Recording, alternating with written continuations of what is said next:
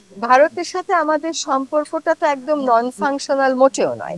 যদি non functional হতো তাহলে ভারতের পররাষ্ট্র সচিব তো বাংলাদেশে আসতেন না। ভারতের পররাষ্ট্র সচিব বাংলাদেশে এসে আমাদের মাননীয় প্রধান উপদেষ্টার সাথে দেখা করে গেছেন।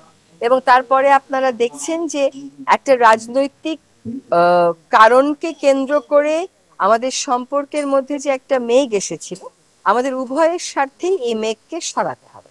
হ্যাঁ? এবং সেই প্রক্রিয়াটা শুরু হয়েছে। এখন সবকিছুরই যদি আমি তাড়াতাড়ি সমাধান চাই, আপনি যদি বায়ু দূষণের কারণে এখন আমাকে কাঠগড়ায় দাঁড় করিয়ে দেন, এটা কতটা উচিত হবে জানি না, তবে আমাকে দায়িত্ব নিতে হবে।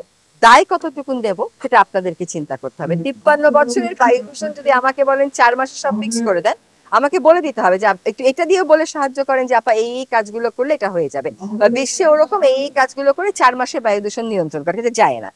সেরকম ভাবে রাজনৈতিক কারণ যখন অনেক গাড়িয়ে যায়, তখন ইট টেক্স টাইম, একটু সময় লাগে। কিন্তু ভারতের সাথে আমরাও বারবার বলেছি যে আমরা সম্পর্ক উন্নয়ন করতে চাই, ভারতও বলেছে যে তারা সম্পর্ক উন্নয়ন করতে চায়।